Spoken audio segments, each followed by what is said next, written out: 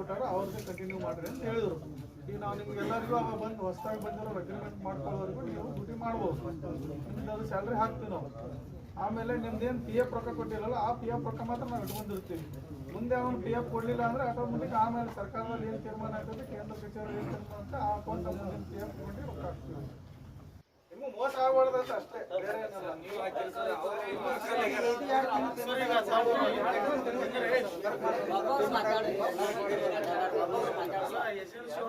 ಮಾತಾಡ್ರಿ ಇದೇ ಸ್ಥಳದಲ್ಲೇ ಅವ್ರು ಏನು ಹೇಳ್ತಾನೆ ಕೇಳ್ರಿ. ಹಿಂಗಾರೆ ಎಲ್ಲ ಚಾಲಕರು ಬಂದಿದಾರ, ಅವರು ನಾಳೆ ಬಂದು ಏನು ಅವ್ರ ಸಮಸ್ಯೆ ಐತಿ ಕೇಳಬೇಕು, ಅದಕ್ಕೆ ಸೊಲ್ಯೂಷನ್ ಕೊಡಬೇಕು ಮತ್ತು ಇಲ್ಲಿ ಬಂದಾರ ಅಂತ ತಾವು ಹೇಳ್ರಿ.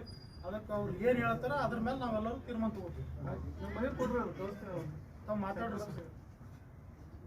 ಮಾತಾಡಿವ್ರಿ ದಿನ ಮಾಡೋದು ಈ ತರ ಮಾಡೋದು ಅಲ್ಲ ಅದು.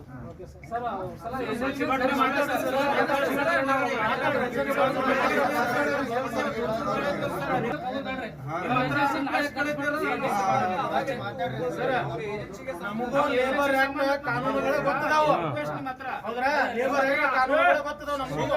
ಏನ್ರಿ ಎಲ್ಲೂ ಯಾರಿಗೂ ಏನು ಆಗಂಗಿಲ್ಲ, ಆಗಕ್ಕೆ ಕೊಡೋದಿಲ್ಲ. ನಾವು ಯಾರು ಸಹಿತ ನಾವು ಯಾರು ನಿಮ್ ವಿರುದ್ಧ ತಿಳ್ಕೊಬೇಡ್ರಿ. ಹೊಸ ಏಜೆನ್ಸಿ ಬಂದಾಗ ನಿಮ್ಗೆ ತಗೋಬೇಕಾಗತ್ತ. ಹೊಸ ಏಜೆನ್ಸಿ ಬರೋಕ್ಕಿಂತ ಮುಂಚೆ ನೀವೇನಾದ್ರು ಉಪರೇಟೆ ಮಾಡಿದ್ರೆ ನಿಮ್ಗೆ ತಗೊಳ್ಳೋದಲ್ಲ. ಪಿ ಎಫ್ ಅಮೌಂಟ್ ನಾವು ಹುಡ್ಕೊಂಡ್ ಕುಂತೀವಿ. ಈಗ ಅವ್ರಿಗೆಲ್ಲ ಸ್ಯಾಲ್ರಿ ಕೊಡ್ಬೇಕಲ್ಲ. ಆಯ್ತು, ಅದು ಕ್ಲಿಯರ್ ಮಾಡ್ರಿ ನೀವು.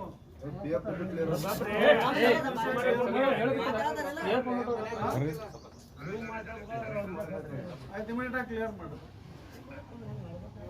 ಇವತ್ತು ಮಾಡ್ತಾರ, ಇವತ್ತೊಂದಿನ ನಾಳೆಗೆ ಒಂದಿನ ನೀವು ಕಾಯ್ರಿ. ಈಗೇನು ನೀವು ಏನು ಈಗ 3-4 ದಿವಸದಿಂದ ತಾವು ಏನಪ್ಪ ಅಂದ್ರೆ ಕರ್ತವ್ಯಕ್ಕೆ ಹೊರಗುಳಿದಿರಲ್ಲ, ಅದನ್ನು ಸೇರಿಸಿ ವೇತನ ಹಾಕ್ಬೇಕು. ಅದು ಬರಲ್ರಿ, ಸುಮ್ಮನೆ ನೀವು ಇಲ್ಲಾರ್ದವ್ರಿಗೆ ಹೇಳಕ್ ಹೋಗ್ಬೇಡ್ರಿ ಸರ್. ಇಲ್ಲಾರ್ದ ಮತ್ತೆ ನಮ್ಗೆ ಪೇಮೆಂಟ್ 3 ರೂಪಾಯಿ ಕಟ್ ಮಾಡ್ತಾನೆ ಸರ್ ಅವ ಸುಟ್ಟಿ ಮಾಡಿದ್ರೆ. ಡ್ಯೂಟಿಗೆ ನಮ್ಮವರೇ ನಮ್ಮ ಡ್ಯೂಟಿಗೆ ಬಂದಿಲ್ಲ ಸ್ಯಾಲ್ರಿ ಹಾಕಬೇಕು, ಅದೆಲ್ಲ ಹಾಕ್ಬಾರ್ದು.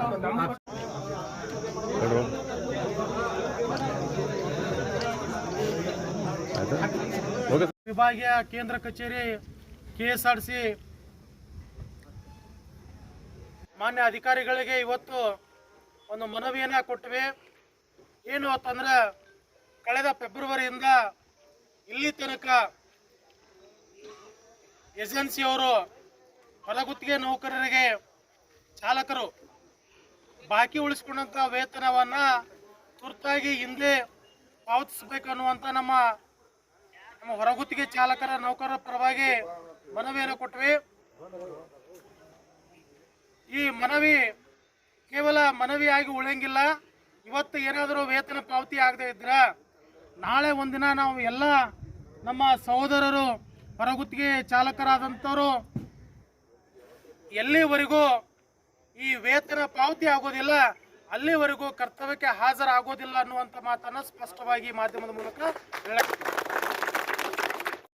ಹೊರಗುತ್ತಿಗೆ ಚಾಲಕರಿಗೆ ಬಹಳಷ್ಟು ಅನ್ಯಾಯಗಳನ್ನು ಮಾಡ್ತಿದ್ದಾರೆ.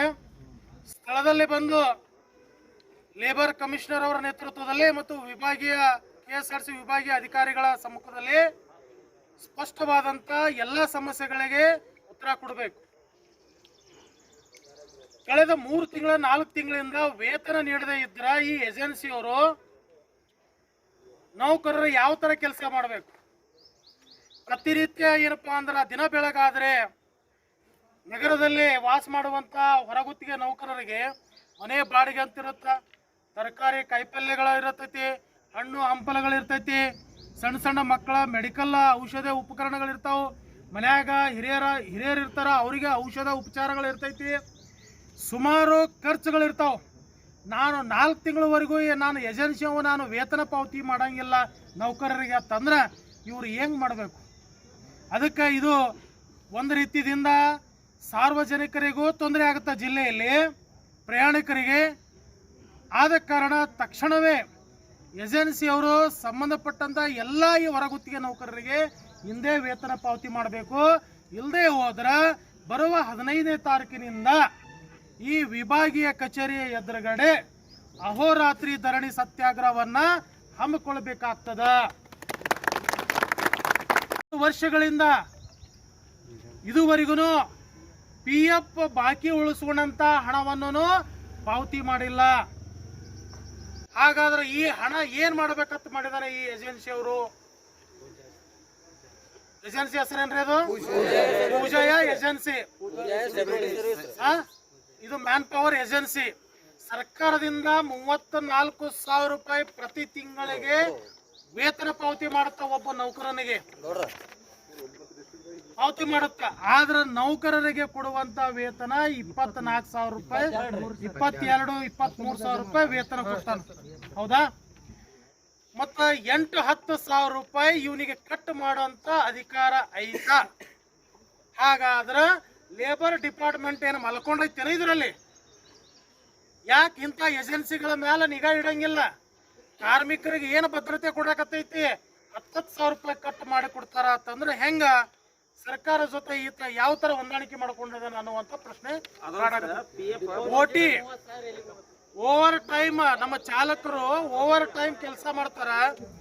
ಅದರಲ್ಲಿ 280 ರೂಪಾಯಿ ಪಾವತಿ ಮಾಡ್ತಾರ. ಇವರು 125 ರೂಪಾಯಿ ನೌಕರರಿಗೆ ಕೊಡ್ತಾರ.